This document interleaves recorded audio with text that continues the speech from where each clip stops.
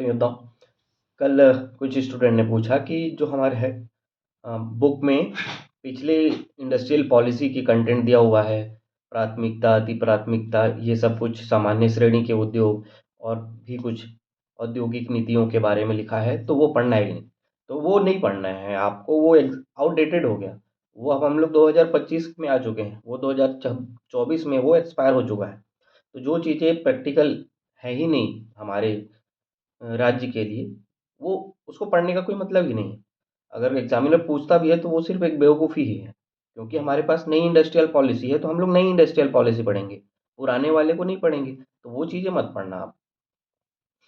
तो हम लोग देख लेते हैं ये अलंकरण में लखनलाल मिश्र सम्मान किसको मिला है? राम नरेश यादव। बैरिस्टर छेदीलाल सम्मान किसको मिला है? सुरेंद्र तिवारी और प्रकाश चंद्र पंत। सुरेंद्र तिवारी और प्रकाश चंद्र पंत। देवदास बंजारे पंथी नृत्य पुरस्कार किसको मिला है? साधेलाल रात्रे। साधेलाल रात्रे को मिला है देवदास बंजारे पंथी नृत्य पुरस्कार। माधवराव शप्रे राष्ट्रीय रचनात्मक सम्मान मिला है अतुल जैन को। अतुल जैन को माधवराव शप्रे राष्ट्रीय रचनात्मक सम्मान। स्वर्गीय बिसाहूदास महंत सर्वेश्वर बुनकर पुरस्कार पन्नालाल देवांगन और बहोरीलाल देवांगन। राज राजेश्वरी करुणा माता हथकरघा प्रोत्साहन पुरस्कार सत्यनारायण देवांगन और एक मेहर को मिला है। छत्तीसगढ़ अप्रवासी भारतीय सम्मान देश के बाहर मानव संसाधन विकास, कला, साहित्य अथवा आर्थिक योगदान देने में आनंद कुमार पांडे को मिला है। किशोर साहू सम्मान हिंदी छत्तीसगढ़ी सिनेमा में रचनात्मक खेलन, लेखन, निर्देशन, अभिनय, पटकथा के लिए प्रकाश अवस्थी को मिला है। और अवंतीबाई लोधी सम्मान ये मिला है श्रीमती अदिति कश्यप को मिला है। आप ये सारे अलंकरण को मैंने बोला है अच्छे से याद करना है।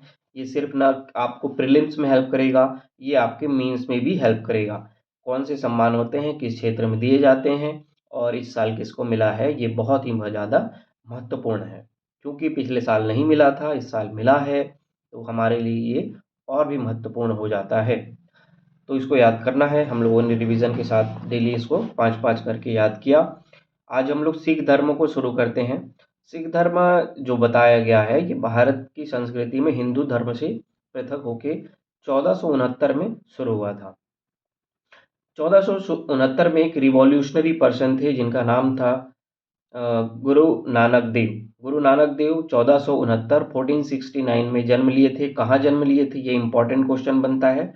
और ये पाकिस्तान के ननकाना साहब, तलवंडी एक जगह है, पाकिस्तान के ननकाना साहब के तलवंडी में इनका जन्म हुआ था 1469 में। और इन्होंने ही गुरु परंपरा को प्रारंभ किया, लंगर प्रथा को प्रारंभ किया और सिख धर्म की नींव रखी। सिख धर्म की बात करें तो ये एकेश्वरवाद को मानता है। जैसे हमारे हिंदू धर्म में बहुदेववाद को माना जाता है, लेकिन सिख धर्म एकेश्वरवाद को मानता है। मूर्ति पूजा का विरोध करता है, जाति पाति का विरोध करता है, आडंबर जो दिखावे का है उसका विरोध करता है और सभी के लिए समान अधिकार की बात करता है। गुरु नानक देव पहले गुरु थे। सिख धर्म में 10 गुरु माने गए हैं, जिसमें पहले हैं गुरु नानक देव, उसके बाद दूसरे हैं गुरु अंगद देव। गुरु अंगद देव को लहना भी कहा जाता था, ये याद रखना, गुरु अंगद देव को लहना भी कहा जाता था। और इन्होंने ही गुरुमुखी लिपि का शुरुआत किया था। गुरुमुखी लिपि में ही पंजाबियों का जो लिपि है और इनका जो ग्रंथ लिखा गया है वो जिस लिपि में लिखा गया है उसको गुरुमुखी लिपि कहा गया है। और इसको शुरुआत करने का श्रेय मिला है गुरु अंगद देव, जिनको लहना भी कहा जाता है। गुरु अंगद के बाद गुरु अमरदास, उसके बाद गुरु रामदास। सीक्वेंस में याद रखना एकदम, गुरु अमरदास और गुरु रामदास। अमरदास के समय क्या हुआ था कि ये अकबर के समकालीन थे। गुरु अमरदास अकबर के समकालीन थे और इन्होंने पर्दा प्रथा, सती प्रथा का बहुत ज़्यादा विरोध किया था। तो पर्दा प्रथा, सती प्रथा का विरोध गुरु अमरदास ने किया था। तो उसके बाद जो थे गुरु गुरु रामदास जो थे अकबर से पंजाब के किसानों के लिए राजस्व माफ कराने के लिए गए थे और अकबर ने माफ भी कर दिया था। तो गुरु रामदास का अकबर से अच्छे संबंध हो बन गए थे और किसानों के लिए राजस्व की माफी भी करवाई थी। और 1577 में अमृतसर शहर की स्थापना किया था। 1577 में गुरु रामदास ने अमृतसर शहर की स्थापना का श्रेय रामदास को दिया जाता है। और गुरु रामदास से गुरु परंपरा जो है अब उनके वंशजों को मिल जाता है। इससे पहले इंडिपेंडेंट लोग मिल के आके गुरु बनते थे, लेकिन अब गुरु रामदास के बाद से इनके बच्चे जो होंगे वही, मतलब वंशानुगत गुरु की परंपरा शुरू हो जाती है गुरु रामदास के बाद। तो पांचवें जो गुरु हैं गुरु अर्जुन देव। पांचवें गुरु हैं गुरु अर्जुन देव, और इनके बारे में हम लोग मुगल में पढ़ चुके हैं, क्योंकि इन्होंने खुसरो जो थे जहांगीर के बेटे, इनकी मदद की थी, इसलिए जहांगीर ने इनको फांसी की सजा दी था। तो गुरु अर्जुन देव को फांसी की सजा जहांगीर ने दिया था। और जन्म से पहले सिख थे ये, जन्म से पहले सिख कहा जाता है क्योंकि इनके पिता भी सिख थे। और धार्मिक चंदा की प्रथा शुरू किया था। सिखों में एक बात चली जाती है कि एक दहाई, 1/10, 10वां हिस्सा आपको समाज के लिए देना होता है दान के रूप में। वही दान, धार्मिक चंदा की प्रथा की शुरुआत गुरु अर्जुन देव ने शुरू किया था। और गुरु ग्रंथ साहिब का जो संकलन माना जाता है, गुरु ग्रंथ साहिब का संकलन भी किसने किया था? गुरु अर्जुन देव ने। और गुरु ग्रंथ साहब को आदि ग्रंथ भी कहा जाता है, इसका संकलन का श्रेय भी दिया जाता है गुरु अर्जुन देव को। और इन्होंने ही अमृतसर मंदिर की भी स्थापना किया था। अमृतसर मंदिर भी बनाया था गुरु अर्जुन देव ने। और पटना के निकट जो है हरमिंदर साहिब तीर्थ की भी स्थापना किया था। पटना के निकट हरमिंदर साहिब तीर्थ की स्थापना का श्रेय भी अर्जुन देव को कहा जाता है। इसके बाद है गुरु हरगोविंद।